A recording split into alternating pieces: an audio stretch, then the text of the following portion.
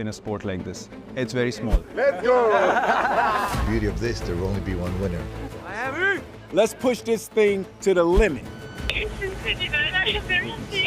I welcome you. Let's go.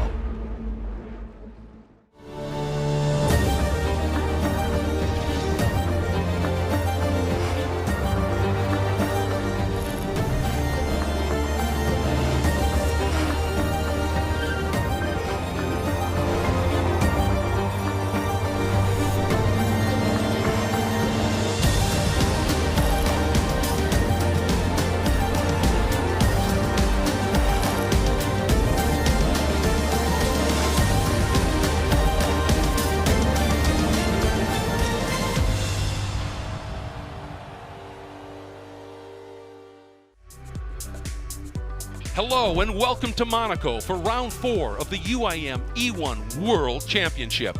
This glorious principality has motorsport history etched into its streets, but now we prepare for the next chapter to be written on the glittering harbor seas by the all-electric power boats of E1. But before we hit the water, here's a reminder of the incredible action last time out. The sun-drenched marina of Puerto Banús was the backdrop for round 3 of the E1 World Championship, with high-flying action, brutal conditions, and a huge impact, and the biggest upsets of the season so far. In the semi-finals, Sam Coleman collided with fierce rival Eric Stark. Here comes Coleman. Oh, that was a touch of foil. And things went from bad to worse as championship leaders Team Brady failed to make it through to the finals. Team Brady is going to be eliminated. Team Drogba were the fastest qualifiers and also took 5th place overall after winning the place race. Oban Duncan gets the win.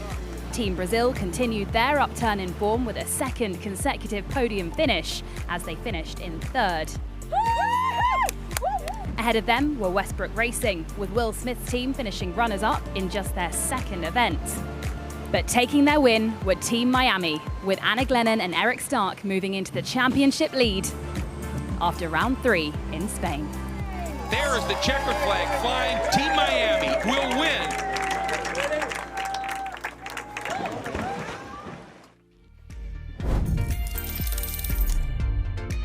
And those celebrations were very well earned indeed. And as a result, here's where the championship stands right now. Team Miami going past Team Brady with a 3-point margin. Team Brazil coming on strong in that 3rd spot. And we got a 2-way tie for 3rd. Westbrook, very impressive as well. Then Team Drogba and Team Blue Rising in 5th and 6th. Rafa, Aoki Racing, and Checo completing the field. The competition is getting tighter. Well done everybody. Thank you so much. Great stuff. Thank you so much, I appreciate it. Very well deserved. Vamos! Vamos indeed, and what a run they put on in qualifying, topping that and earning that crucial point for qualifying on the top. Now here were the results of qualifying, and you can see Rafa up on top by a small margin of Aoki Racing, equally close back to Team Drogba, and then you can see how the rest of it ended up. You look at the entry list for semi-final 1 and 4, then for 2 and 5, and then for 3 and 6, and of course each of the pilots got a run in the semifinals. They combined their times, and that is how we come up with the transfer. That was in qualifying. When you look at how it unfolded in the semifinals, it was a combination of points. And at the end of it, in the first semifinal, comparing, if you will, semifinals 1 and 4, it was Team Rafa. Really, really strong. Both of their pilots putting in exceptionally good runs. We had some impressive margins in some of these qualifying runs. And Team Rafa, who has shown great pace for a long time, finally putting it all together with a great qualifying run. Team Westbrook might be the revelation of the season in a way. They came out and missed the first round of the championship, came in at the second round, went right into the podium position in that race, and then have been absolutely untouchable here. Sarah Price elated after their combined qualifying runs, and then in the semifinal, Lucas Ordonez, man, you can see the Vamos there as well for him. He was excited. And then you think about the third team that has advanced in Team Drogba, and this I think may be one of the more remarkable stories stories here. Yusuf Abdul Razak did a very good job, but then Open Duncan had to overcome a long lap penalty and still was able to win her semifinal. That's absolutely remarkable, and they are the team that I think might be having some incredible momentum as we head into the finals here, and looking forward to what they're going to be able to do. So we've had an awful lot of excitement here in the qualifying and in the semifinal rounds. And as we said, obviously, it was really exciting what we were seeing from Team Rafa and what they have been able to put together with that absolutely superb qualifying run. And now let's hear from our top qualifiers. Tom, congratulations, Team Rafa pole sitters. How pleased are you with that? Thank you so much. Yeah, today was really great start for us. I win my first semi-final and Chris finished P2.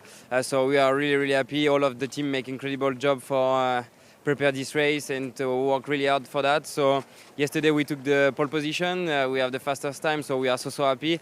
But now we go directly in super final. So now we need to keep focusing and to try our best for the good result what we want here. What is the key, would you say, to winning the final? I don't know if we have some key. I think, yeah, the key is my team, because they work really hard, and we will do our best for sure. And yeah, we try to put our best pace, and we will see what the result at the end. Tom, good luck. Thank you. Thank you so much. Perfect. Well, they earned it with an absolutely superb run. Here are the results from all of the semifinals. And again, you look at Team Brady and making the two, if you will. You've got to look at those points, add them up, and that tells who advanced into the final. The top one, the top finisher in each of the combined finals, straight to the finals from the semifinals. The second place teams went into the playoff race, and that was exciting as well. So from the semifinal rounds, you had Rafa, Westbrook, and Drogba all straight into the finals. From the playoff race, Team Brady, Team Blue Rising, Team Miami, all going to the playoff race. Top two from there would go to the final, and then the remaining three into the place race. So that is how the structure set, as we are looking at sending everybody that is qualified right into the final round, and to be able to compete for absolute highest championship points in pursuit of being champions of the water.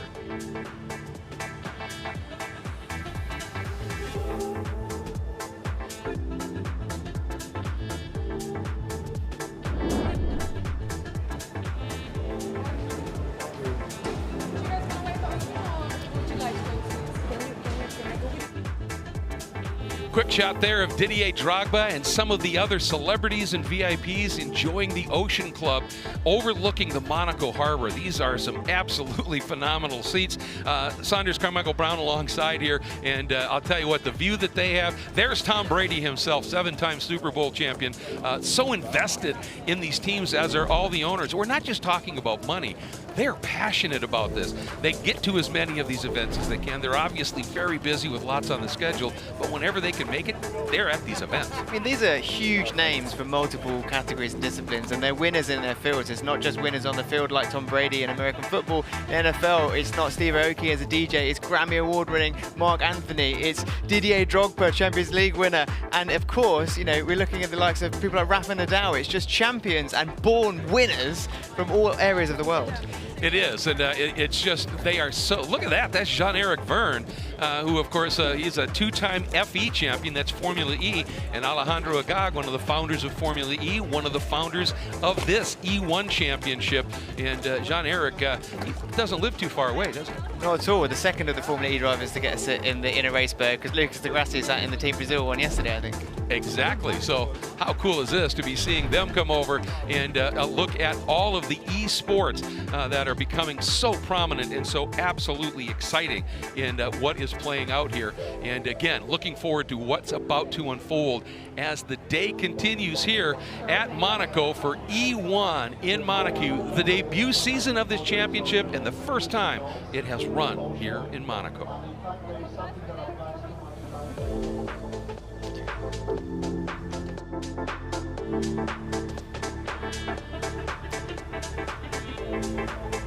And let's take a look now as we get ready to go with our playoff race. And the race-off, this is going to be absolutely crucial. You have to remember now, there are 2 spots still open in the semifinal round. Once you know the semifinals, to get into the finals themselves. And this is a weekend of some history being made here. It's the first time we've had E1 racing in the harbor of Monaco, and we've also had some incredible stuff. And at this point, we have a local favorite racing here in this beautiful principality. It is home to Team Blue Rising pilot Lisa Kassane Battaglia.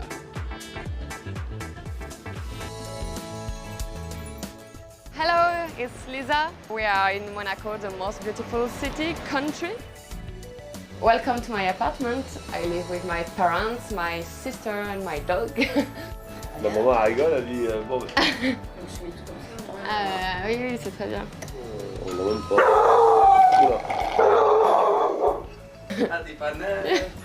Oh, hello, lovely to meet you. Hello, how are you? Fine. It's perfect right now. Yes. I want waves. You want waves? No, you kill the boat after with the nose. Is that the article you sent me? So it's good. What's it like having the race in Monaco? It's incredible. And I receive many messages on Instagram, Facebook, WhatsApp, and Lisa, we know where is the best place to see the race. It's the first time for people in Monaco to see water sport with speed. I am a little sensitive. If we win, I cry.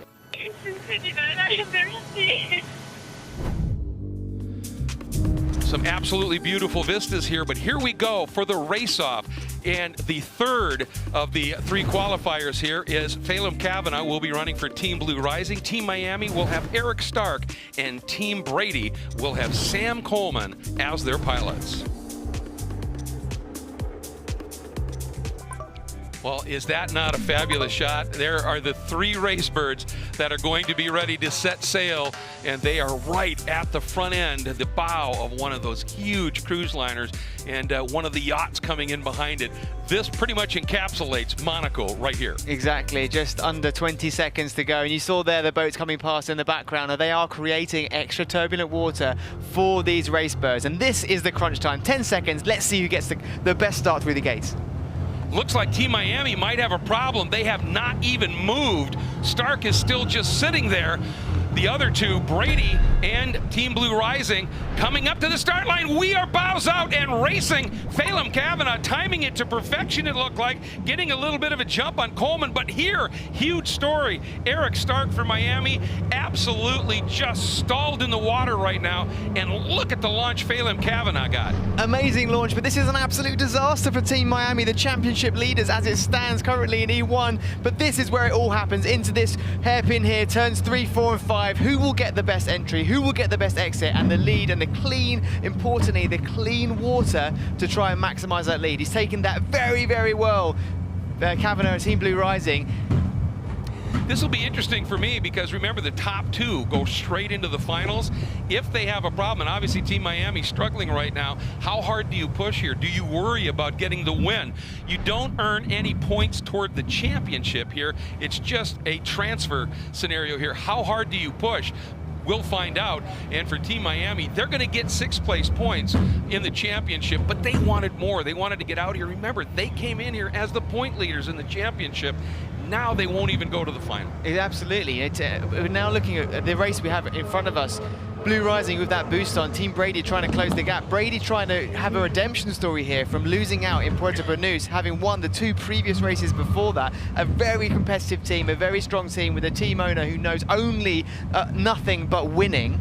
And there won't be an exception for 2nd place, as he said himself. Well, and they have to shake off a little drama because remember, at the end of the semifinal rounds, it looked like they were going straight to the final. Then from semifinal 1, there was a penalty that was appealed. The appeal was upheld to change the finishing order, not affecting Brady in terms of where they finished, but where they could advance. They ended up, instead of going to the final, they're in here into the playoff. They have to shake that loose right now. And now Team Miami is back and underway, but way adrift at this stage. So could we be seeing a long lap here potentially? Is it setting up? No, I think I've called that a bit too early, but oh, maybe not. Yeah. Maybe not. Phelan going for it right now. And this is interesting as Coleman elects not to. So Coleman will move in front, but Coleman is going to have the wake of Team Miami to deal with. And it looks as though Phelan Kavanagh, depending upon how close he comes, we may have him now dealing with 2 different Racebirds wake here. We'll see how he plays that out. And he wastes no time, right to the boost as he hits the merge. And I think he wants to get in front, understandably, of Coleman as quick as he can, because Coleman still has to do that long lap. And if he can be leading Coleman before Coleman even starts that long lap, that would be huge. Yeah, I'm not sure if it's an error on the graphics here, or whether they have actually done that long lap, or whether they didn't quite go through all of the markers or something. But yeah, this is a much closer, tight battle for the lead than we've seen so far, and where it all matters, because those final 2 spots into the final are still up for grabs, where all the points are there for the taking. Oh, we just got word now that there's a long lap penalty for Team Blue Rising not maintaining their lane. Lisa Gussin-Battaglia beside herself at her home race, lives just up the hillside, and now looking like they will not be going to the final. Or will they? Because remember, Eric Stark had that problem early, so they're not necessarily out of it, but this sure piles on even more drama to what we've already seen today. The only saving grace being the issues that Team Miami had at the start, and being so far behind, you know, a minute and a half behind now. I think this is pretty much race over for them, and weekend over, as they probably now just go into default 6th place in the positioning for this weekend. But yeah, Team Brady now a great chance. They've been gifted another chance into the final that was taken away from them after the penalty, and that decision was changed after the semi-finals. Absolutely. And the opportunity here, and at first, there goes Phelan on to the first of those long laps at this stage, and he's completed 1, so this would essentially be his 2nd long lap. But the other side of the story is, right now, the margin between Phelan Kavanagh and Eric Stark is 1:25. That's far longer than a long lap, so they could still be okay here, barring no other serious issues cropping up. We could still see Lisa and her teammate Phelan Kavanagh, who's in this race, making it into the final round at Lisa's home. Yeah, and that gap between Team Brady and Blue Rising now around just the 11.5 second mark, which is pretty much around that. Well, it was 11.5 seconds, now it's way up in the 30s, but that sweet spot of a long lap was looking between that 10 and 13, 14 seconds. So it just goes to show what needs to be done in the build after a long lap, or before another team activating their one. The work that has to be done to still come out in the lead. Yeah, absolutely. And right now, Phelan Kavanagh has completed both the required long lap and the penalty long lap, and still sitting in 2nd, so things are looking good here. Right now, Sam Coleman is on a mission. He's got a great second lap, excuse me, at a 38.6. That's really quick in these conditions, and so he is doing everything he needs to do. And again, my question is, you know, why push too hard? And obviously you want to push hard, you get data. We've talked about that. This is such a new platform, these Racebirds, that you're never going to not give it a bit of welly here to try and get some data. But you don't have to go super hard right now. You know you're going to go into the semi, or into the finals, I should say. Yeah, there's just that fine balance of just want to make sure you maximize the performance, that you can then, like you said, carry that data through into the final where all the points are up for grabs. But also it's about understanding the Racebird, understanding how far you can push it and still maintain that balance, because there is a really fine margin between smooth kind of foiling on top of the water, then just having that little bit too much where you then take the foil out of the water, completely unsteadies the craft, and then you basically lost loads of time. Absolutely, and you know, the one thing that you know, in the history when I've been announcing, you know, where we do the semi-final transfer format, is to be in a race where you are in the final, just bring it home, and to do something where you end up throwing it away. And obviously Sam Coleman, huge amount of experience.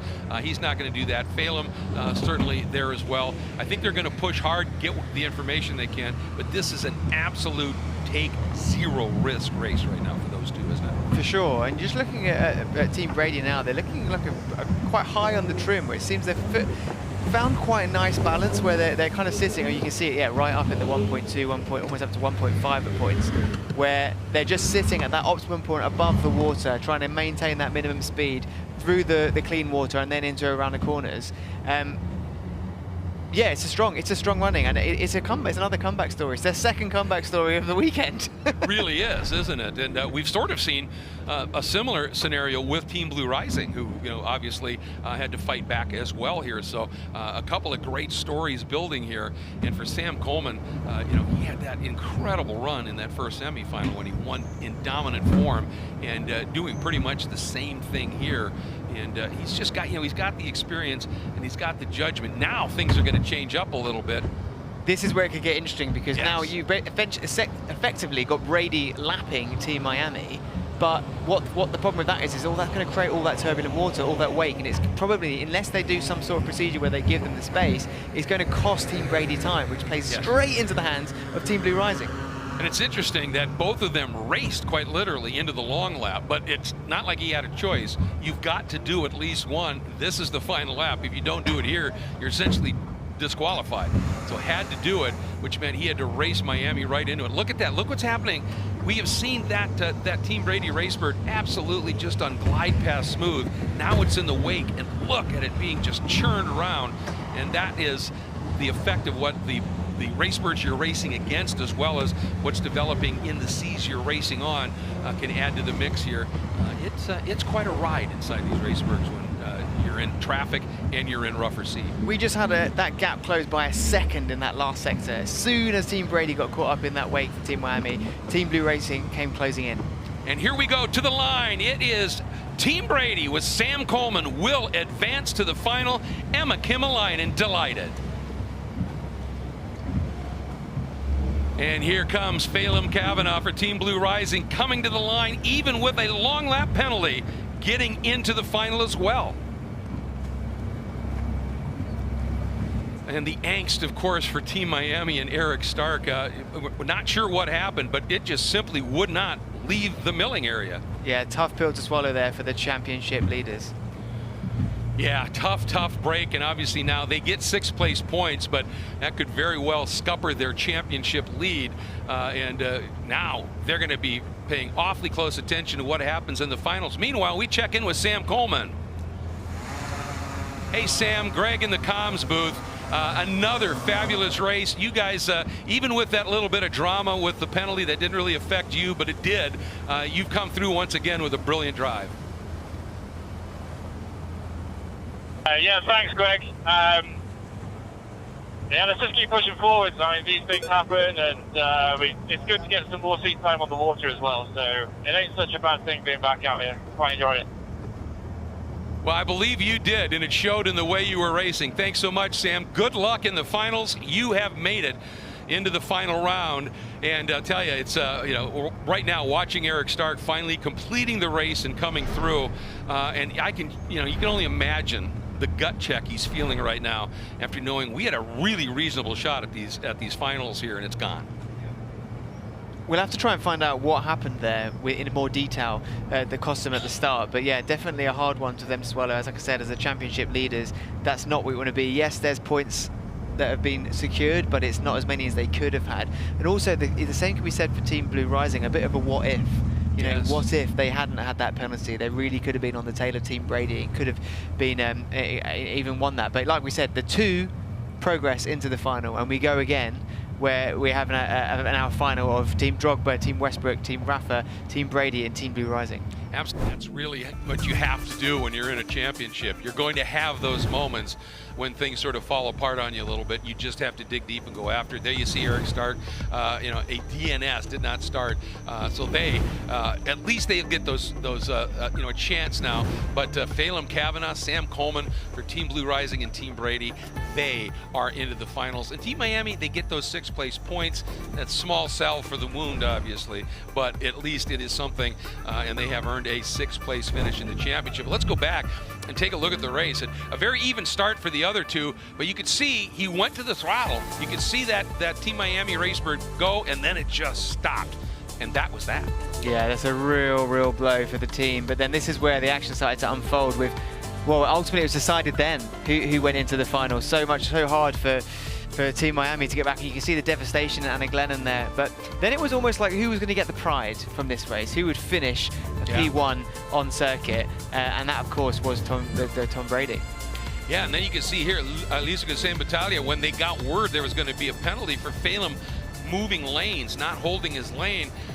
But with the problem for Team Miami, it still kept them in the hunt.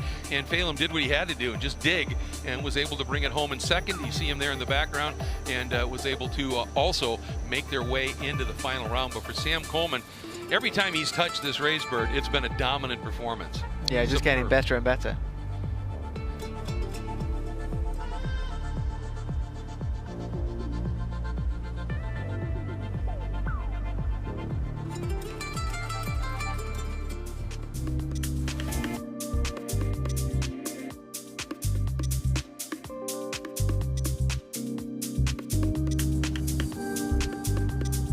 Here we are back in Monaco, and a chance to catch up with some of our team owners. And we can hear now from Brazil co-owner Sienna Clare, who's with our reporter, Alex.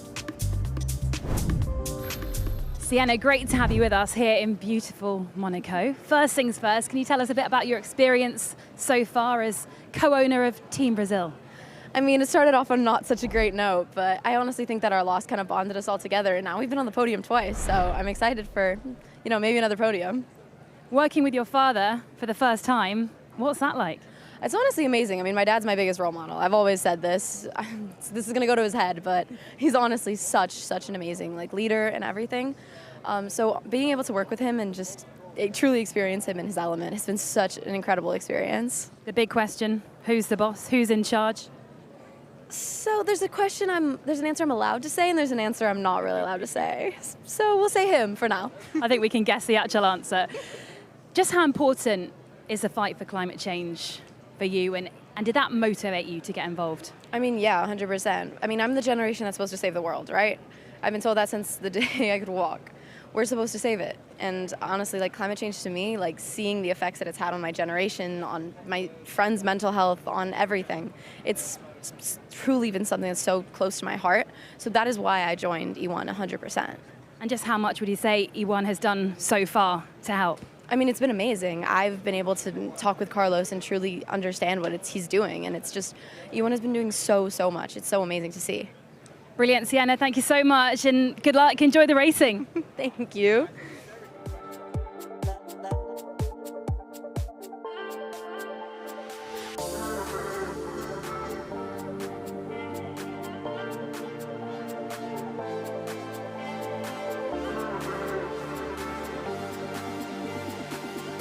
And that was the story of the playoff, and now we are getting ready for the place race. And this is the race that absolutely determines the final three spots. Look at that, David Coulthard here as well, joining the celebrities over in the Ocean Club. And this is the opportunity for the drivers to finish it up here in that opportunity for the place race. So let's take a look at the grid for the place race as it was ready to unfold. Let's take a look at the grid for this place race. First up, we have Danny Close for Team Checo Perez. He'll be joined by Stefan Hagen for Team Brazil. And finally, completing the three is Saad Ahmed for Aoki Racing. Now, just 1 point between Aoki Racing and Team Checo towards the back end of the order in the championship. And Team Brazil level on points with Team Westbrook Racing. So this is important points, and the action is well underway. Close, just set fastest first sector of this race. So Danny is giving it his absolute all right now to try and stay within range. And again, Danny's the only one so far who's done the mandatory long lap. Yeah, looking like a pretty high trim there, trying to have that foil almost just as high out of the water as possible to get the right balance, just glide across the top of the water without going too far to then mess up the balance by having the foil come out. And there seems to be a good setup currently, and it's working because effectively putting in those times. But then having said that, Ahmed now putting in a fastest sector 2, currently on a 1:38, which is a pretty reasonable lap time for what we've seen so far in these semi-finals and races so far. Well, he's ballooned that margin up to 16.5 seconds. that ought to do it in terms of that long lap and when he decides to take it. And, you know, sometimes when you're leading and you've got that kind of a margin, you're loath to take that long lap and possibly put yourself in some peril in terms of another of the race bird's wake. But at a certain point, you know, remember, you have to do it before the race ends at some point right now. And Stefan Hagen, he's staying relatively close, and he has not done a long lap yet either. So a bobble certainly from Danny Close here could have Stefan Hagen in a chance to jump into second. Is this the long lap going in now? Yeah, I believe it is. I think a comfortable window to come out still in the lead, avoid too much problem. Yeah, this is going to be fine, I think. Just going to be now maintain that pace that they have been doing so far with an even better lap time, a 1:34 now before that long lap. Looking pretty good for Aoki, and it's good because they've shown performance, they've shown pace, but just haven't had much to show for it come the end of the weekend. But now this is at least some more points on the board. And again, they were just super quick in qualifying, so you know, we knew that they had the pace here, and he's getting a lot out of it. And when you think about how the C's are right now, to be running a 1:34, that's really impressive times. I mean, fastest qualifying time we saw was a 1:30. Yeah, a big step in the right direction to go into Lake Como the next race, and then maybe try and get into those race-offs and then finals hopefully as well. But whereas now it is just settling for those 3 points and finishing P7 overall. And here he comes, about to complete this, coming to the line. Here we go, and it is Ahmed and Team Aoki coming through with a superb run here as they start this final lap, getting ready to get after it here. The margin only 5 seconds back to Danny Close. So for Saud Ahmed, you know, one big moment hitting the swell the wrong way, it can change things up like that. That was a big rocket as he turned in. Didn't lose too much momentum as a result. And right now you can imagine Danny Close, anytime he's got boost available, he's going to be on it. Yeah, this is really, really well done to close that gap. It might be a bit too late on this final lap, but still remarkable work to keep the fight on. Here's a look at Team Brazil once again. Stefan Hagen, who has lost a little bit more time now that he has done his long lap. He's fallen back a little bit. There you can see Marcelo Claret, who is the owner of the team, along with his daughter, standing right there as well. And obviously this has been a struggle for them this weekend. Again, having to bring in a reserve driver, but they've just put their heads down and gone to work. And if nothing else, they are learning and really gaining data here. Yeah, we said at the start of this weekend that this could be a chop and change of the standings, and I think that's exactly what's going to happen. With what's happened with Team Miami and also Team Brazil now, this is going to look very different come the end of today. Into the final turn for the final time, Saud Ahmed for Aoki Racing powers his way out of that last sequence of corners to the finish line, and it is going to be Aoki Racing, Saud Ahmed winning in the place race, earning those crucial 7th place points.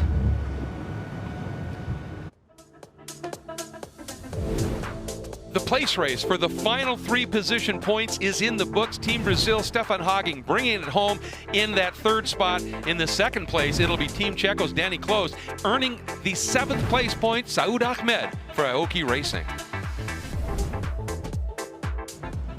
Let's check in with Saud. Saud, this is Greg in the comms booth. You dialed it up when you needed to, winning the place race. It looked like your boat was flying.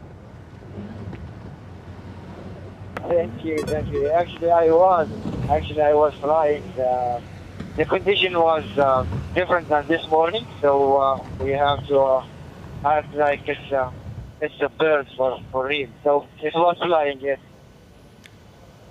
Well, and in that, you turned a lap under 1:32. In these conditions, that's extraordinary. Congratulations on your win. I have a great team behind me. This is not a one-man job. It's the whole team been working on it. So thank you, guys.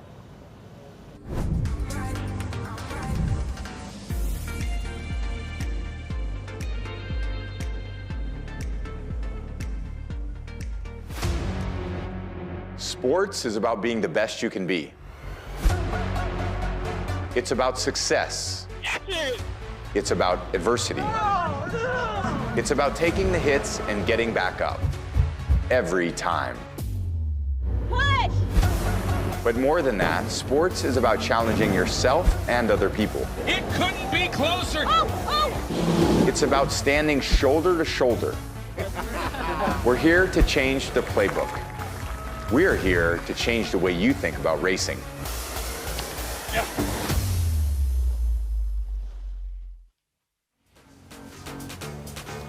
I think the image of racing has definitely been changed as we are looking at the image of the casino here in Monaco. And we've talked about some of the special guests that have shown up here. David Coulthard is here, Formula One winner.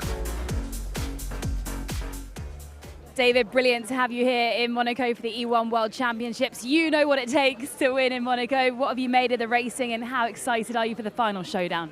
Well, this is my first time to actually be live at an event. I've seen some of the other events on screen. It's, I think, always great when you get something that's groundbreaking, that's pushing boundaries, and look, the boats look incredible, don't they? So they're just going out staging now for the final, so looking forward to it. And just how iconic is this setting? Doesn't get much better than this, does it, for racing? No, I think it's actually a perfect place, and I think that's why the team behind all of the electric series, whether it be with wheels or whether it be on the water, have chosen Monaco very often for it, because His Serene Highness Prince Albert is very much about the environment, sustainability, and on all of the things we know that are very important. So, you know, I was here for the E1 launch. Unfortunately, on that particular day at the yacht club, it rained terribly, so it wasn't very glamorous. But today, the sun is shining, and it's absolutely perfect. No rain here today, that's for sure. Would you like to get in one?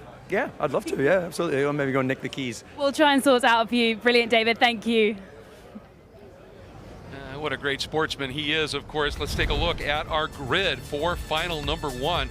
5 boats, history making. First time we've had 5 race birds going off. Team Rafa will feature Cristalada Raga, Sarah Price for Team Westbrook.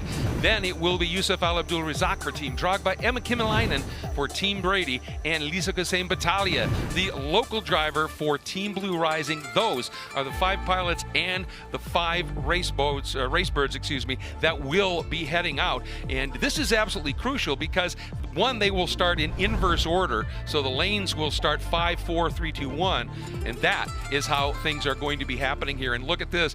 Boats are out and getting ready in that milling area, getting ready to set sail here for this first of 2 finals.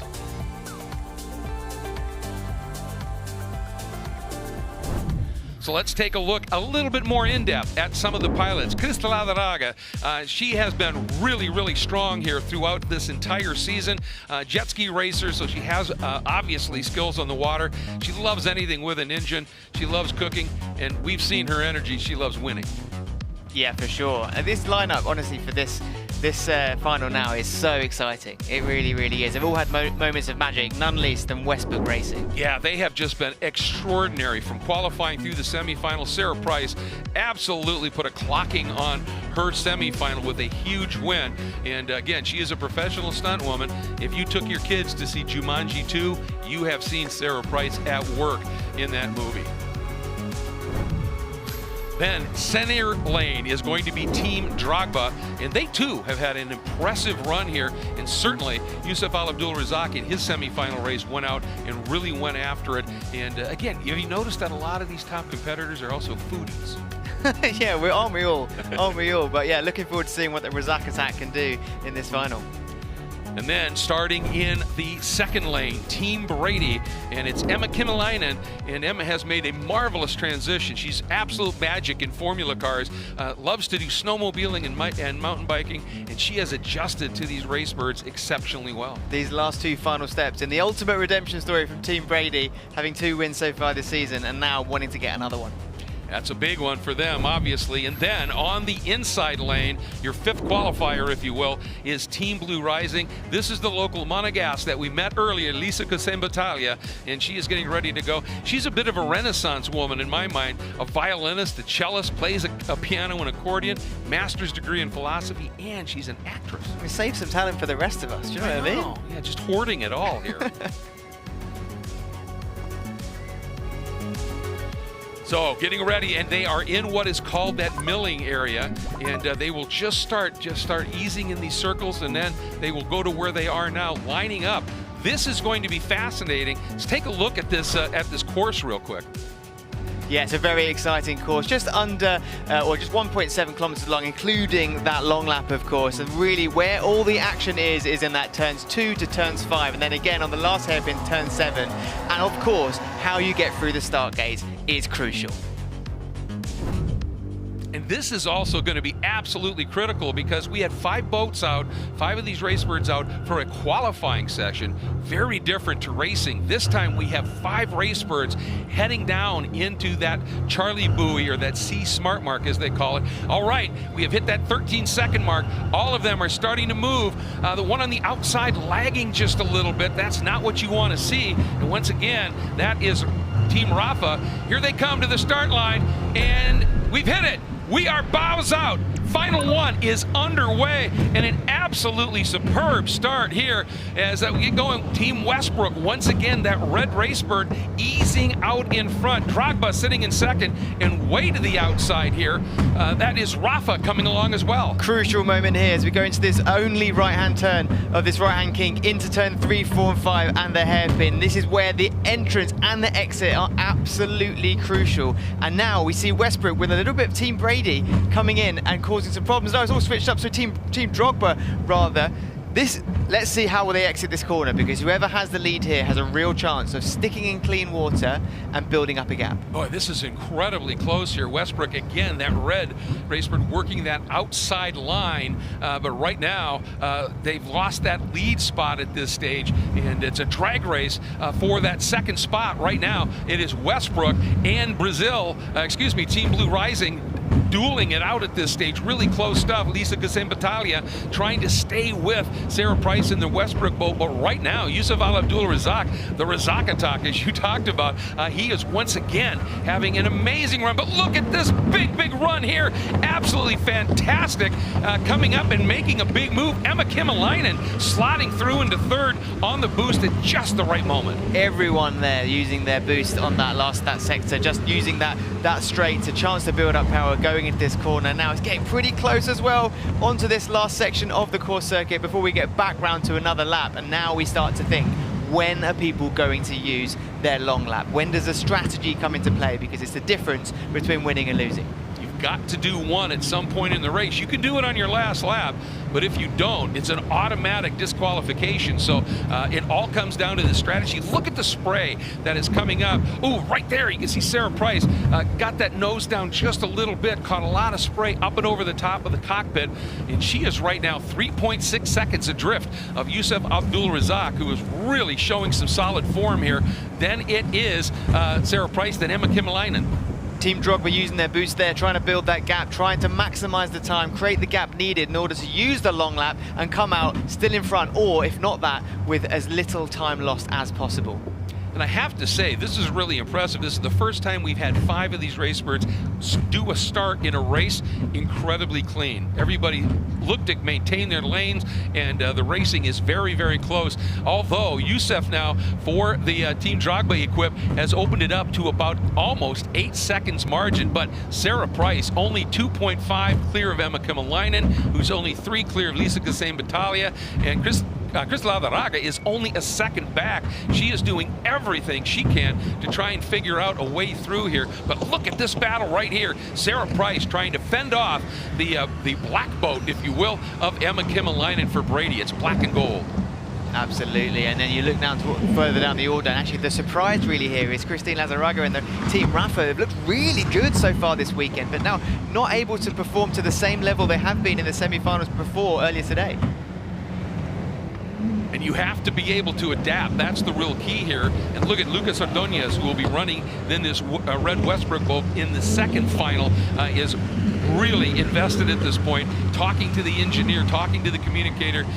He's looking for any information he can possibly get. As we go back to this battle for fourth, Lisa Battaglia, again, the local driver, trying to hang on here in front of Chris Ladaraga. And again, that is a Team Blue Rising and Rafa battle. And Rafa is Rafa Nadal. And again, this is another one of these amazing owners that really, it's their force, their personality in many ways that drives these teams forward and motivates these pilots. They don't need a lot, but a little bit never hurts. Yeah, both Team Blue Rising and Team Rafa have both used their long lap. Now waiting to see how Team Drogba, Team Westbrook and Team Brady use theirs. the gap isn't quite big enough to go through unscathed. Potentially, maybe between 3rd place and 4th place, but definitely not between Sarah Price in the Westbrook and Emma Kimmelinen in the Brady. And you see up there, boost on or cool down, what's going on? You get 20 seconds of boost, then you have to wait for everything to cool down for 40 seconds. Then you get 20 seconds of boost again.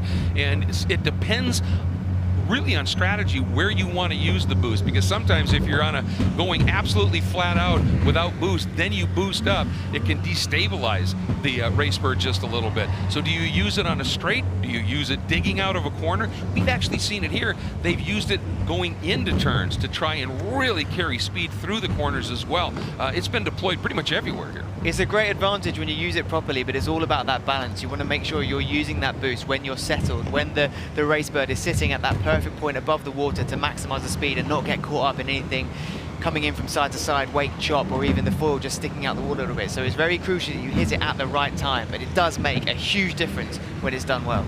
Look at this battle once again. The margin 1.8 seconds. Lisa Gusain Battaglia in that multicolored with the gold cockpit canopy. That is the Team Blue Rising boat. And then Team Rafa with the orange top and the purple sides. That is Cris Ladaraga, and the two of them are dueling right now for the 4th spot. The margins between the rest have opened up just a little bit. This is the most fierce battle we have on the course. Barely a second between them, and it doesn't seem like it's going to change anytime soon. They're just staying in with each other, which is quite surprising considering how when you're trying to follow someone in front, the wake it kicks up really disturbs the balance of the race bird, but seemingly doing really well to keep that battle going. And the guy who has been mega impressive here, of course, is Yusuf Al Abdul Razak at this point, but he has not done his long lap yet, and his margin is very iffy whether he could do the long lap and hang on to that lead. So this is going to be incredible to watch it unfold here right now. And it looks as though Emma Kimmelinen has gone around Sarah Price and has actually done it by a fair chunk. So I think that Sarah must have had a little issue somewhere, because Emma has gone through into second. Team Brady on the prowl once again. Yeah, Team Drogba now the only ones not to use their long lap, maybe getting done here because there is a very comfortable lead now, 23 seconds we're looking at, where they're more than you would need, almost double the amount lost going through the long lap. So surely this is the lap they do it. Well, it has to be the final lap. Yeah, it's the final lap, so it has to happen here. And what will happen, folks, after this final runs, there's a little bit of downtime. You switch pilots. The other pilots go out, and of course there's 2 pilots per team, 1 male, 1 female. The other pilots go out, and once they're done, there are points aside to where you finish. They tally up the points. The highest finishers win the weekend. 2nd and 3rd will be on the podium, and of course then they earn their championship points. And right now it is Yusuf Abdul Razak who is absolutely flying for Team Drogba and doing an incredible job. And clearly Sarah had an issue, because her lap time on that lap when Emma went through went to a 1:56. Emma came through at a 1:36, and that's why suddenly Yusuf Al Abdul Razak, that margin, which had been only 15 seconds if you recall, and we were talking about it was being tight, bloomed up to about 26 seconds. That would explain it. He now has plenty of room, and I have to say, his teammate is a young gal named Oban Duncan, and what we saw her do in her semifinal was simply extraordinary. And you've got to think, wow, what an opportunity here for Team Drogba. It was Duncan dominance, let's say. It was incredible work. So yeah, it makes it even more exciting to know what's coming up in the second final. Ultimately, with those combined scores, then ultimately deciding how this weekend finishes. All right, here we go. This is the final lap. Yusuf Al Abdul Razak has done everything right. He went through, did that long lap, about 13 seconds. It shaved off of that. Still has a 13-second margin, as we'd expect. Emma Kimmelinen doing a brilliant job of fighting through, but coming to the line and winning the first final. It is Yusuf Al Abdul Razak, Team Drogba, getting the win in the first final. The team erupts. Oh, look at that. Everybody absolutely thrilled with that finish here. Didier Drogba, the owner of this team, talk about a guy who's got championship pedigree. Clearly, he has made it work. Here comes Emma Kimmelinen, bringing Brady through into second place of the first of the 2 finals, and then Sarah Price into third, doing a very, very solid job as well. And who's going to win this battle for fourth? It has raged all race long, and it looks like Lisa Gusain Battaglia is going to hang on. There she is, and makes the win So an absolutely fabulous run, and Drogba again is going to check in with Youssef. What a day he's had. Youssef, this is Greg once again up in the comms booth. Great to be talking to you once again. You guys have just been untouchable so far this weekend. Well done.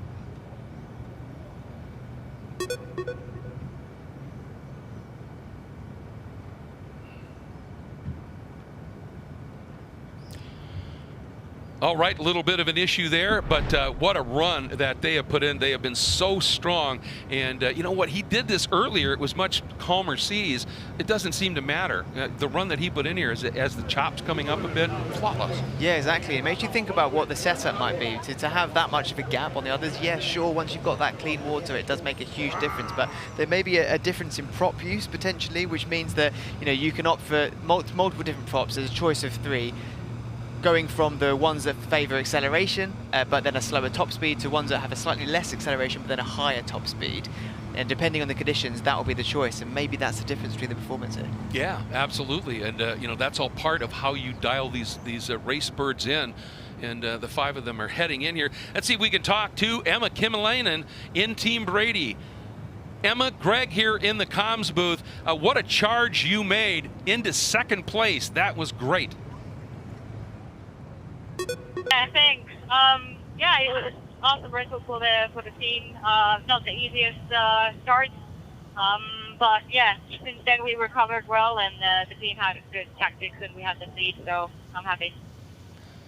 I would think you would be. It was a great ride, and you are going to turn it over to your partner and see what happens in the second final. Well done, Emma. Thank you very much, and yeah, all the pressure now is on Sam, and I trust him fully. I like that line. That's a teammate right there. He's got the pressure, but I know he's up to it. That was superb.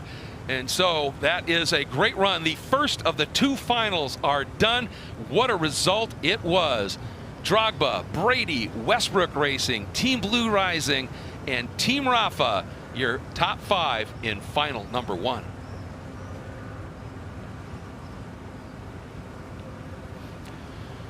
Well, that first final, obviously putting up some excitement. We had that race-long battle for 4th, and then I'm still curious what happened, because Emma made up a huge chunk on Sarah in that one lap. You can see Sarah's lap time was way off. We didn't see if there was a little issue there. You know, hopefully we'll be able to find out, but wow, what a race. Yeah, absolutely. And we have seen a few kind of problems and teething issues where teams might be struggling with certain parts of the setup. The conditions are changing as well, so all of that comes into play with what might alter performance. Well, let's see if we can check in with Sarah. Hey, Sarah, this is Greg, and up in the comms booth, it looked like you had a pretty solid second there, and then suddenly we saw Emma in front. Did you have a moment, a problem? Yeah, it was just rough out there, and the way they make the ruling is you have to, you know, basically guard yourself on the inside, and if you're on the outside, there's not much you can do. So it's rough. It was hard to get some clean water, and tough to keep it up on the foils and keep it fast. Well, you did a great job to hang on to 3rd, and that is going to play well. And you get to turn it over to Lucas, and both of you have been so impressive throughout this weekend thus far. Good luck in final number 2.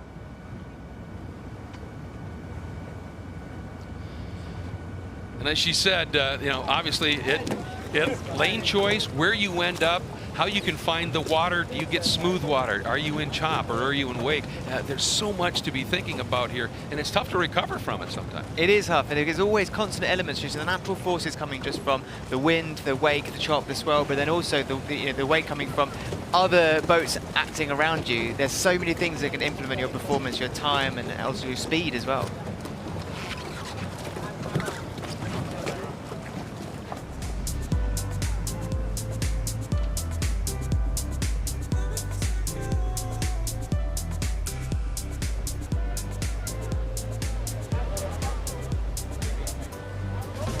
All right, there you see Youssef Al Abdul Razak, the Razak attack, as he climbs out of that winning race bird.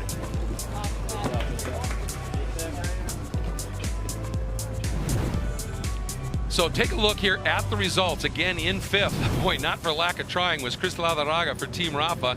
Hanging on to fourth, local favorite Lisa Kassem Battaglia for Team Blue Rising. Westbrook Racing, Sarah Price just getting caught in some chop. Slipping to third, Emma Kimmelainen, a great charge up into second for Team Brady. And Abdul Razak bringing it home dominantly once again for Team Drogba. Let's go take a look at some of the highlights from this one, and they were legion. I mean, this is like, it's like a squadron of planes flying into battle, isn't it? It's incredible to look at. Yeah, it really was. And you can see on that outside, you can see Chris for Team Rafa. They've been so dominant, but just could not get a great start. And Sarah really got off of the line well in that red Westbrook Racing Racebird. And look at the competition behind. But you can see Youssef Al Abdul Razak was coming, got down to the inside, and was able to take that lead away. Yeah, it's so tight, isn't it? The difference between having the perfect racing line, trying to avoid the wake, and just keeping as much as possible into the clear water is the difference between success and effectively defeat. And some teams get the better chance, but it is also all about that race start, isn't it? It really is. You have to get off of that line well. You have to time everything absolutely superbly. And this is the battle. After Lisa Kassem, who actually got a pretty good start and was sitting in third, slipped to fourth when Emma went through. She and Chris got into one heck of a scrap, but look at this, and the lap times that he was turning in these conditions, watching how much that Racebird's moving around. But Youssef Abdul Razak has really figured out how to drive this Racebird, whether it's in rough sea, calm sea. He's just been quick. And it's constantly tweaking as well on the wheel, that trim. It's literally buttoning up, buttoning down, raising the trim up and down in order to keep that the front nose cone in and out of the water, riding above the waves. It's constant work, whilst also trying to battle 4 other Racebirds on the circuit. It's incredible. And that team obviously delighted, celebrating there, enjoying the moment, getting the win.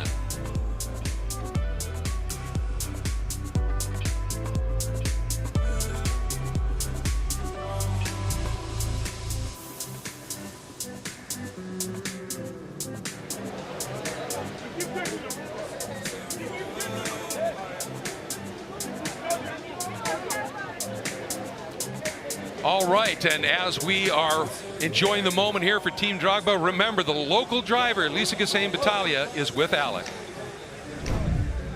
Lisa, a home race for you. What was that like, racing in the final of the E1 World Championships with your family watching on? I am very happy to be in final. So it was fantastic to race here, and I hope Felim will do a better race of me. It was not bad, but not very good. So I hope we will have a podium. So yeah, but it's fantastic to be here. How tough was the competition out there and the conditions as well? The conditions was very, very beautiful to race here. We have a big chance because in Monaco we don't know what we can have in waves and with the river.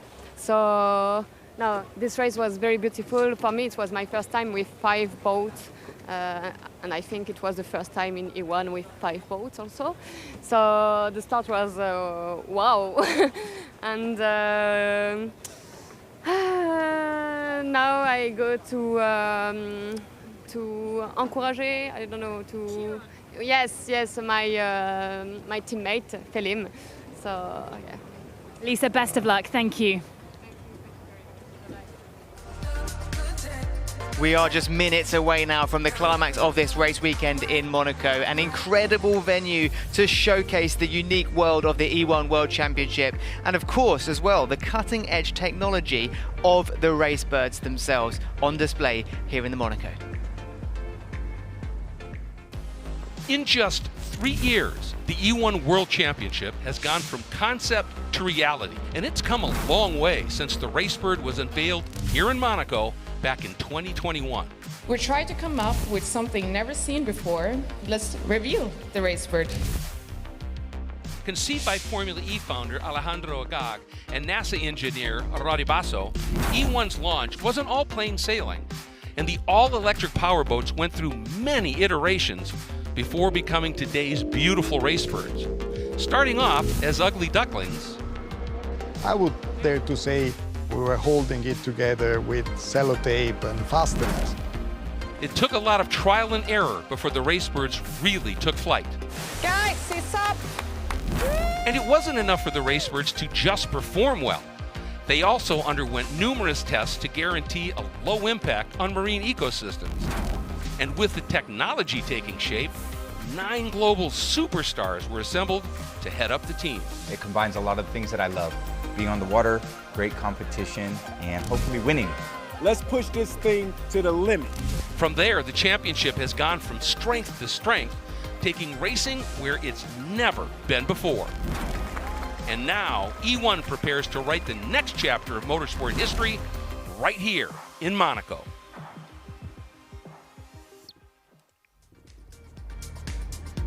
An amazing location to be hosting an E1 World Championship race. As Nick Cassidy there, another electric racer there, watches on. Now, you know, we talked a little bit about Monaco there and the importance of racing here. You know, there's a lot of work that the Principality does for marine conservation and everything like that. And you know, the relationship of Monaco continues very, very much here. And it's great to see that it gets the royal seal of approval also with His Serene Highness Prince Albert II, who caught up with our reporter Alex.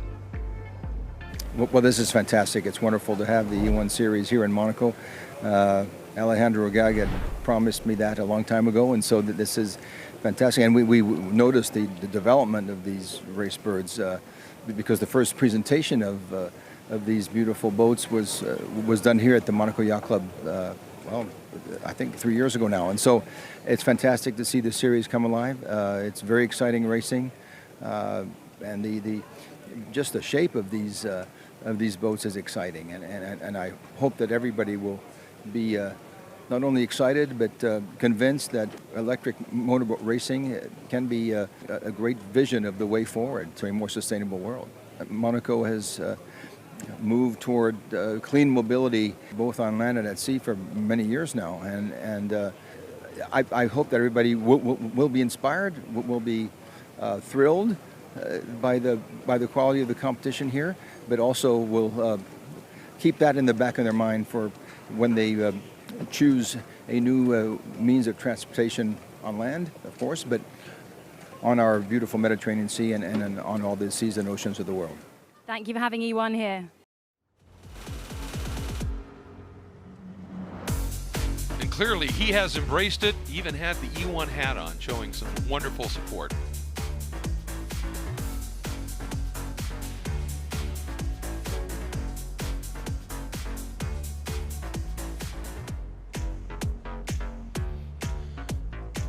And as we continue on here in a little bit of a break between our 2 final rounds, again, I love seeing these shots from the Ocean Club in the VIP area because they are having a great time, but you know the minute that these races start, all eyes pivot and they start watching what's unfolding here. And I just, you know, it really was very cool, I think, to hear His Serene Highness, you know, mentioning the fact that, you know, his commitment, and it's been a while. I mean, it was, I think, in 1919 when his, you know, 2 predecessors inaugurated that museum and said, we have to start studying, and built this incredible museum here, and it's continued through. Yeah, it's great to see exactly what the championship is all about as well. The racing, of course, is there. It's great, it's action-packed, but it doesn't come without the reason behind it, and that is to protect marine environments and create more awareness to the issues that it's suffering with. Well, and you know, you look at this, and you look at these absolutely beautiful race birds here, and the homes in the backdrop, but every one of those engines on the back of that, it's groundbreaking electric technology in a marine application. And then you have the foil.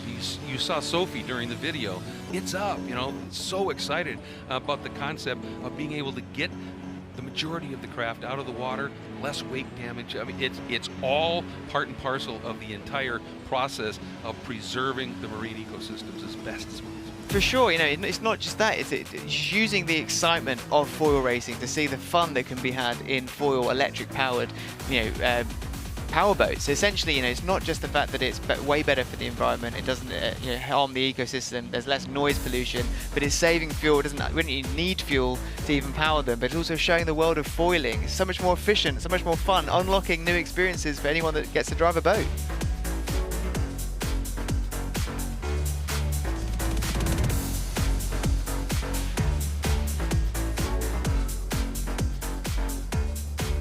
All right, what a day it has been. What an event it has been. We've had some absolutely incredible qualifying on Saturday, and today we've had 6 semifinals, a playoff race, a place race, so much unfolding, and we're not done. We have one more absolutely critical race to go, and it is the second of the finals. And once again, key, just to remind everybody how this works, is the first final is now in the book, and they are assigned points for their finishing order. It isn't points in talking about season championship, points just for the final. And then you combine those two, and that determines the finishing order. But we have had great guests here, and one of them, a Formula E standout. Lucas, thank you so much for joining us here in Monaco, a special place with a rich motorsport history. In your opinion, what makes it the perfect destination for E1?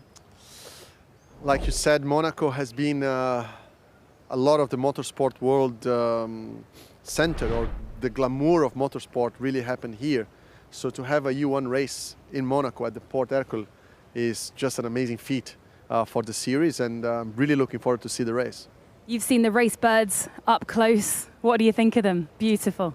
They're very beautiful. I really think that integrating the foil to the electric engine makes a lot of sense, because you're trying to reduce as much drag as possible. And I just spoke to Marcelo from Team Brazil, and he said that I might be able to try the boat at one time, because I really want to know what are the difficulties and how the boat behaves when you're driving it at a good speed. I have zero experience in boats, but it's very interesting to try to understand how the foil reacts with an electric engine while you're driving at full speed. Lucas, the stage is set. There's a lot at stake. There's a lot of pressure. If you were team principal, what would your final message be to your pilot? I had a lot of different team principals that didn't give me the right message, so at least I know what not to say. But I think for the pilots, the most important thing is to try to turn that pressure into motivation, try to visualize what they need to do, try to come up with a plan for the best and the worst possible outcome, and then relax and do what they know what to do. Lucas, enjoy the racing. Thank you so much. Thank you very much.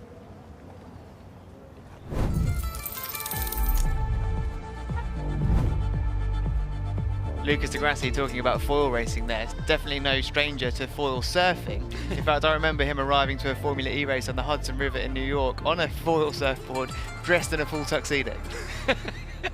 Well, you might as well arrive in style, right? And that's exactly what we're doing here in Monaco as we get ready now for the second of the finals. And again, it's just important to note as we watch a little bit of the highlights from that first final and what Youssef Al Abdulrazak did for Team Drogba here. By winning that, they assigned that win 8 points, right? And then second place, and you get those points. Now, when the second pilots go out for their final, you add everything up, and the highest points tally then results in the championship placings and those critical points. And we're going to get into this more shortly as we look over the fans watching from the Ocean Club, but the lineup in this final. Well, talk about stacked. It is stacked with high caliber, high performance athletes that have shown not even just this season, but today, the performance that they can do in a race bed. And here's, Phelim Kavanagh, who probably in terms of the marine experience in the racing would be the farthest removed from it. He's a motorcycle racer, off-road and road racing, so he does his stuff with handlebars and the like. He's had some tremendous runs. He's won semifinals this year. Yeah, and I think when you think about risk versus reward, what greater risk is there than motorcycle racing? Yeah. In fact, especially in the categories that he races in, it's all about having that courage to push it and full send. And even in the VT earlier, him talking about hoping for waves. He wants that experience of being unsettled. And there you just saw Tom Schaap as he is getting ready to go for Team Rafa, and obviously he has some work to do just because Chris Ladaraga didn't get that great start, and she has to deal with it. But you know what? He's used to going head-to-head with some mighty tough competitors, and a little bit earlier we caught up with a head-to-head interview between two of these top competitors. Tom, Sam, thank you so much for joining us ahead of a thrilling final we've got in store. Sam, we'll start with you. A chance for Team Brady to regain the championship lead. How are you feeling? Yeah, it's panning out pretty well, to be honest. We didn't want to go through the playoff race, but we negotiated that or managed that pretty well. So we got to the final, which was the first goal for the weekend. We had some tough racing with these guys this morning, and we got to go through it all again now. So we're looking forward to it. Yeah, you did have some tough racing. What a weekend it's been for Team Rafa. Tom, how important just to get the job done now? Yeah, of course, we started the weekend pretty good. We took the pole position yesterday, and my teammate managed the second position and me the first in the semi-final. So, but yeah, anyway, now the job is done to go in the super final, but anything is down for the result what we want. So yeah, we have like some big fight arrive, so we are ready for that, and we will see the race. So, who's coming out on top? Us for sure. E1 Team Rafa. It's well, like they're favourites after their qualifying. If they don't win this weekend, there's something. Putting the pressure on. Enjoy it. That's the most important thing. Thank you. Team Rafa versus Team Brady. I mean, I don't think I would ever expect to be able to say, having a competition where you have Tom Brady's team going against Rafa Nadal. That is just what E1 is all about. Yeah, I mean, talk about different sports, but the same approach, the same attitude, which is full focus, as you would say, full send, heading toward that top step of the box. And let's not forget, you know, we've got Westbrook Racing. They have been absolutely stellar throughout this weekend thus far as well. Phelan Kavanagh, talk about, I think, carrying a little extra weight for Phelan because his teammate's Lisa, and this is home. And, you know, more than anything, I'm sure she'd like to be up on the podium at her home race. So there is different kinds of pressure, but at a certain point for racers of this caliber, regardless of background and experience, you don't get to where these people have achieved without being able to just sort of turn the machine off and go into pure focus mode. Absolutely, absolutely. Lucas, a perfect example of that, you know, to come out of sim racing, then going into the world of endurance racing with the Le Mans podium and just some LMP2 wins as well. And then, you know, Sam Coleman as well, powerboat royalty, almost, you'd say. And Oban Duncan has done so much in already, let's say it's not even, she's 18 years old, and how much she's achieved is incredible. It is, it is. And, you know, remember now, these are the second of the pilots. Each team has two pilots, one male, one female. Only one can have any kind of water-related competition experience. And that really just jumbles things up just a little bit and makes this such a compelling championship because you've got people from virtually every discipline, whether it's road racing, off-road, water, whatever, have to learn how to race one of these race birds on a foil. And there's little bits of experience that can be borrowed from all of those disciplines into this very, very new championship where they're all coming at it from the same angle. But yes, so many different experiences that can influence performance. It has been spectacular thus far. It should be really good when Final 2 erupts.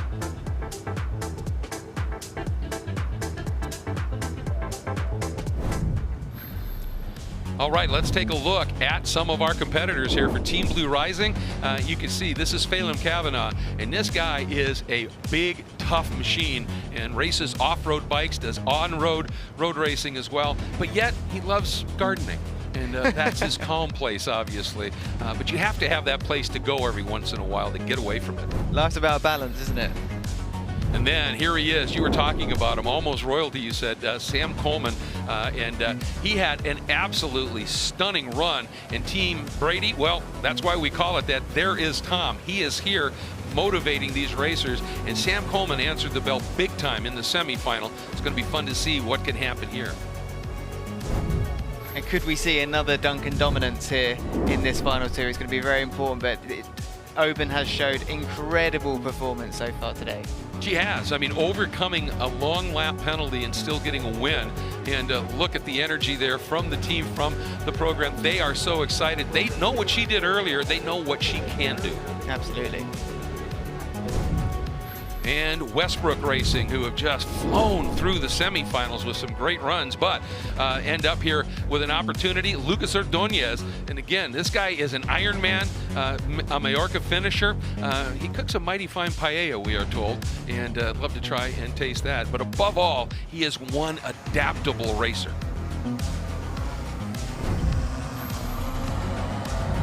Finally, Team Rafa and Tom Schaap, he is another one of these drivers that has an immense amount of experience, and not only just in powerboats, he does World Championship level karting. So he gets it done, whether it's a 4 wheels or on the water. He can put it together here. This is going to be a final extraordinaire.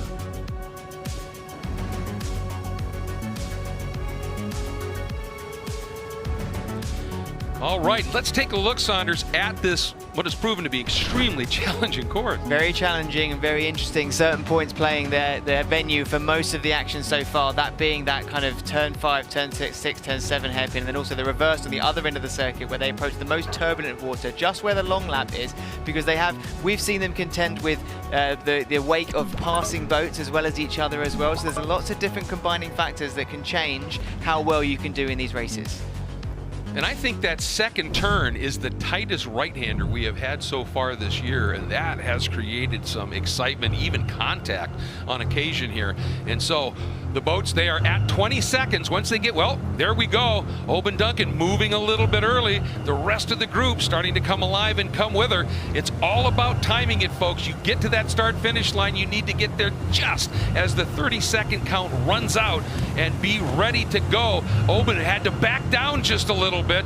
She's going to get overrun, and here goes Lucas Ordonez, and he just blew by here. And look at Schaap as well on the right of your screen, getting a great start as well. And I don't think Oban really planned that to have to wait. And now these 3 boats on the outside have to stay to the right. They did that, maintain their lane to perfection. We're off.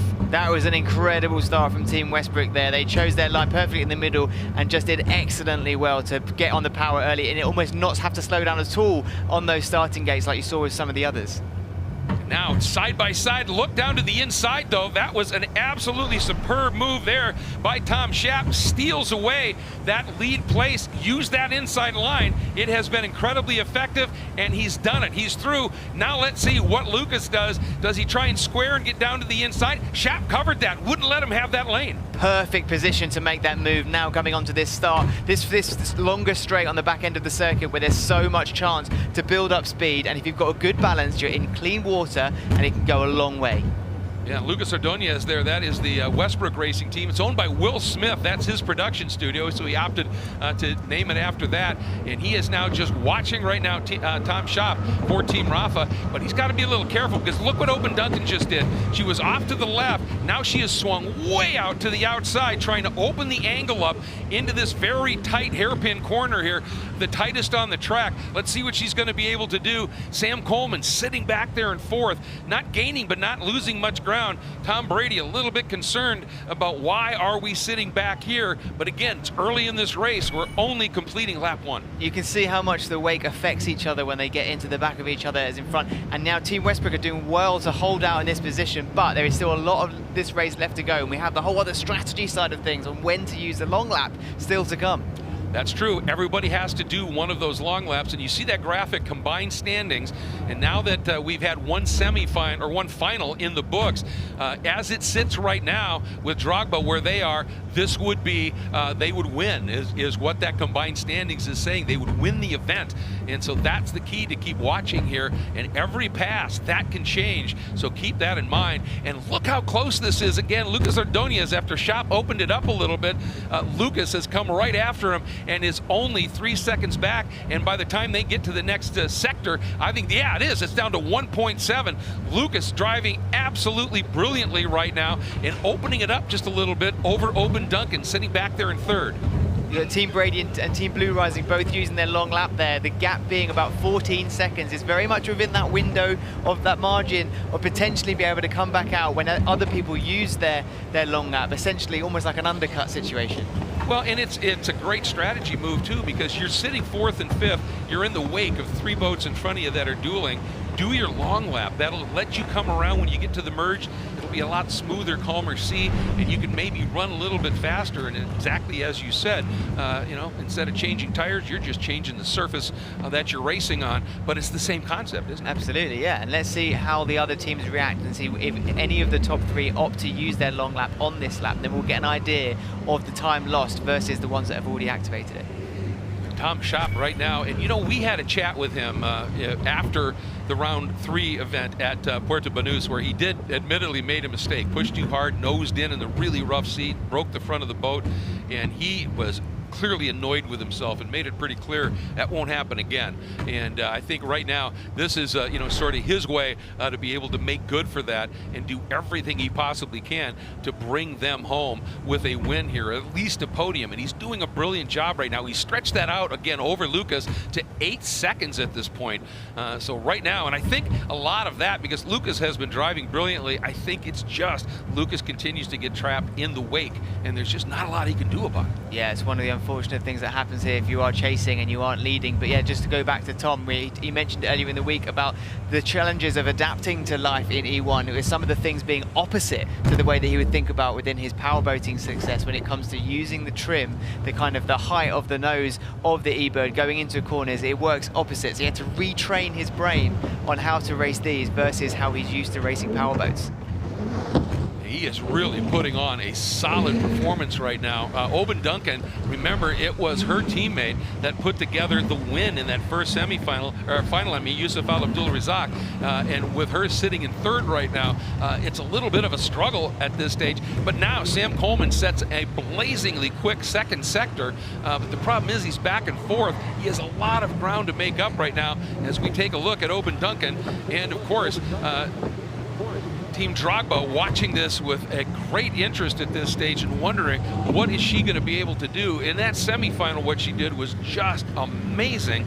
Let's see if she can dig deep and find something here once again. The gap just keeps growing here between Tom Schaap for Rafa and Lucas Ordonez for Westbrook Racing. And a reminder here of a combined standing, because this is what matters, Greg, isn't it? It really is. And at this stage, with Oban sitting in the 3rd spot right now, with Yusuf having won, they would be, at this point, the winners of the event. And again, she just needs to stay at that stage here. Tom Schaap doing everything he can. And what he really needs to have happen right now is to have Sam Coleman be able to get to Oban and get through and make a pass. And that might promote Rafa right back up to the top once again. That's how this can churn. This is how this can change. The top 3 all still within maybe a long lap worth of time of each other. So it's going to be really interesting to see who pulls the trigger first, who uses that long lap. I think it's going to be probably maybe one of those things they all go for the last lap and just use this extra bit of time now before coming across the line to start the last lap to get ahead as much as possible.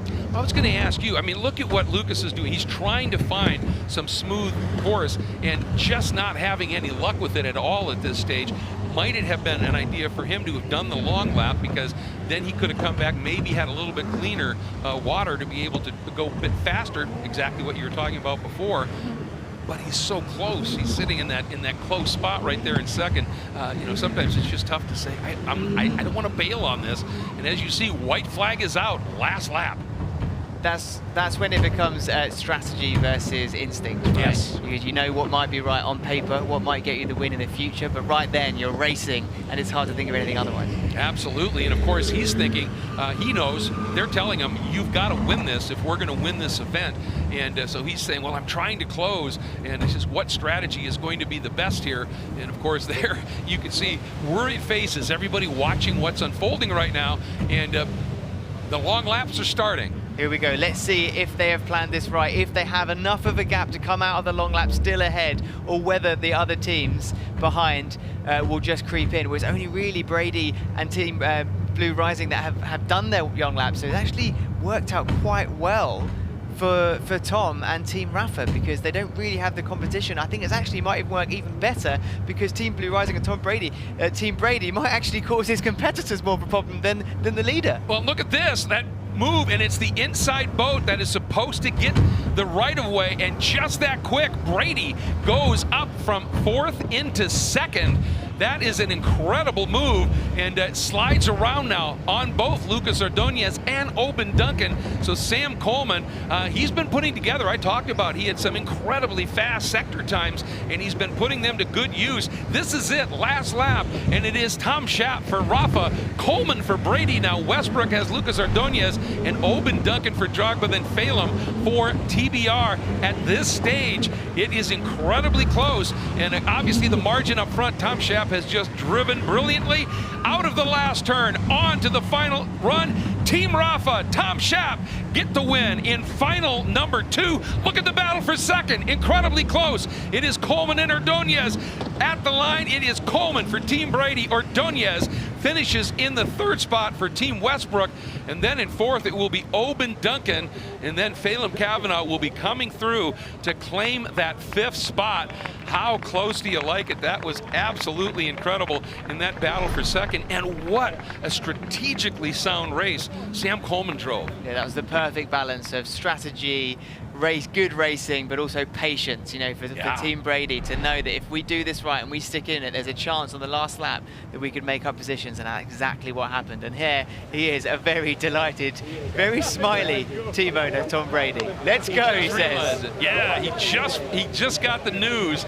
That is a win, 3rd of them for the season, and only the 4th race. 3 wins for Team Brady and Sam Coleman, and he, you know, obviously they had a strategy based on what happened on the start, but he was the guy who had to execute it out there on the water, and what a race he put in. Yeah, if there wasn't a target on a particular team's back before, there certainly is now. You know, 3 wins in 4. That's incredible work. Well, and we talked about it too, you know, coming into round 3 at Puerto Banús, they had a big lead, and it was Team Miami chasing. They didn't get to the final. Team Miami went to the front. This time it's Team Miami that struggled a little bit, obviously, and everything gets turned on its head once again. Double whammy, you know, because the problems with Team Brazil and Team Miami just working more in Team Brady's favor, creating an even bigger cushion. So absolutely, exactly right. And look at that. You see those cockpit covers come off. It's toasty in Monaco. It's warm, and it's also very, very humid here. And so, and they, you know, it's only 5 laps, but it takes some time, and they work hard. And those cockpits are as tightly sealed as possible. So it's kind of like sitting almost in a convection oven right now. So it's pretty crazy at this stage.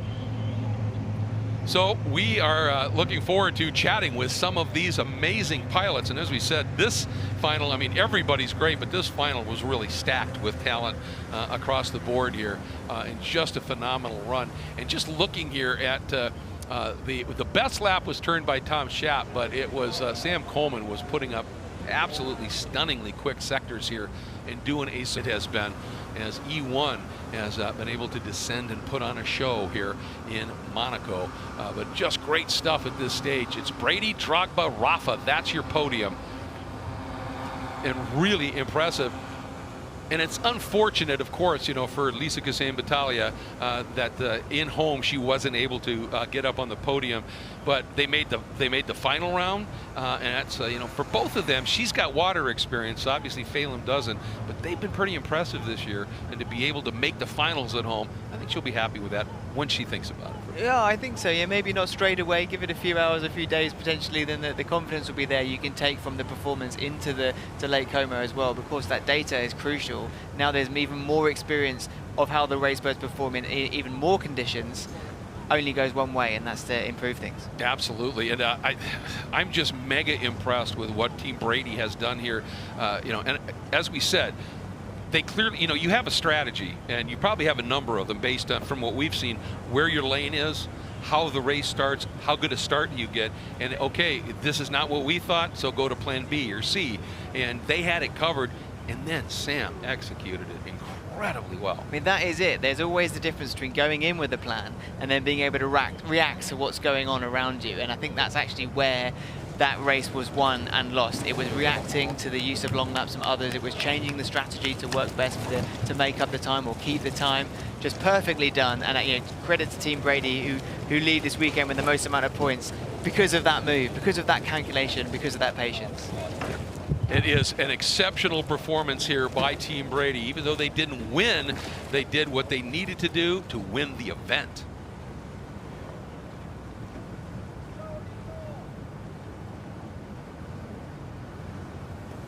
Making their way back into the launch zone, and look at that for Team Rafa.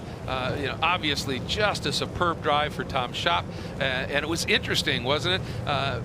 Those were the 2 guys that we had that fun little interview with, Schaap and Coleman. And I loved how Coleman deflected. Oh, no, no, no. The way you guys qualified, you're the favorites here. and then they end up able to pull out a little sneaky strategy move and make it pay in the end. That's what we love about this. Obviously, the pilots have to execute, but it's truly a team sport like every other kind of motorsport. There's so many elements that have to be looked over that have to work well. Absolutely. Unbelievably unique sport, with disciplines from all different areas, both on water and on racetracks, coming together in a completely new technology, racing in places like Venice, like Puerto Banús, like Monaco, like Lake Como next. It's the future of boat racing. It has to be. It's incredible. Yeah, it really is. And, for Team Rafa, especially the performances that we saw from Abdul Razak and, of course, from Oban Duncan, her achievement in that semifinal run was impressive. But she did that kind of from the lead, right? She got out there and just put her head down and was able to make up that long lap. But look at the celebrations here. Emma, look at how red the face is. I don't think that's heat. I think that's emotion. Absolutely, yeah. Celebrations very much in the Team Brady camp for winning the event. And well, we talked about the redemption story. We've said it a few times this weekend, and this is the final chapter. It's been written. The book is now closed on the redemption story. They've gone from losing out on the win in Puerto Banús to getting it back and having 3 wins in 4. Team Brady doing very well this season. Yeah, what a magical moment. Oh, that, my folks, that is enthusiasm. Come on! Woo! Team Brady's back! Yes! Boy, Team Brady's back. She's not kidding. Love that. Love that. That's amazing. True emotion there. Well earned. All right. Well, we're hitting word here. Watch this now. There might be a protest coming, we're hearing here. It's Brady and Drogba at the Delta Buoy as they are coming up here. And watch it. They go through this sequence here. It's interesting to see. There's Drogba, tight to the inside. Brady out there in 4th spot at this point. I'm just looking to see what they would be looking at. It is obviously very close. Yeah. But it doesn't seem like anything untoward, but maybe there was... I think it's coming up here. Into the... the Delta Buoy, yeah, copy that. Right, and look at that straight line on the boost. Brady down to the inside, yeah. Not really seeing anything horribly untoward there. Well, it sounds like, well, the update, I believe that it's been rejected, that anyway, so yeah, things as you were, as they say. Yeah, academic it is at this point. And wow, this has just been such an extraordinary event, and then to get a final like that. And obviously there was one of these race boats racebirds that was just in terms of raw speed so quick out there, the Rafa boat getting it done. Tom Schaap with his experience, but the strategy play, understanding what needed to happen here and playing out to perfection. Look at the grin on Tom Brady's face. Again, everybody might be wondering just how invested are these guys, these celebrities in these teams here. Well, first of all, they've got money invested, but that's the smaller part of it, I think. In reality, Tom Brady is here, and look at that smile. They are serious about that. And I think Tom has been at 3 of these events now. So, this is obviously very, very important to him, and a huge enjoyment. And I loved it. The first race he was at was in Venice, and look at that. Congratulating Sam.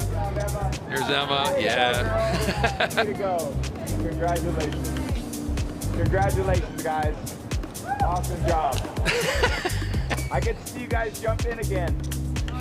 Great moments there. Oh, there's the gauntlet was thrown. He wants them in the water again. You're coming with us, he asks. Come on.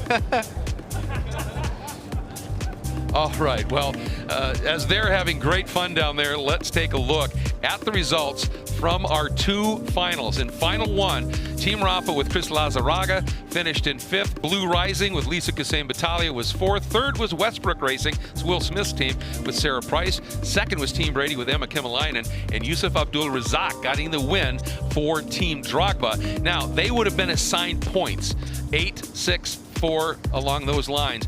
Then the second final came out, and it was Phelan Kavanagh for Team Blue Rising in the 5th spot. For Team Drogba, it was Oban Duncan in 4th, and then Team Westbrook, that was Lucas Ordonez in 3rd. Team Brady, Sam Coleman with that brilliant strategy play in 2nd, and then Tom Schaap for Team Rafa getting the win.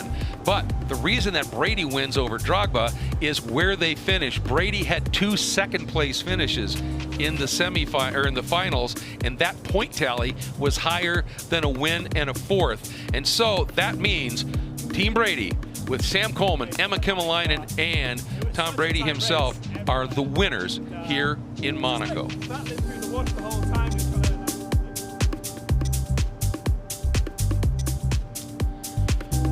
Just an incredible event here, and what a day of racing here in the harbor of Monaco. And right now, with that win, that will put Team Brady back on top in the championship points hunt, where they started off at the beginning of the season.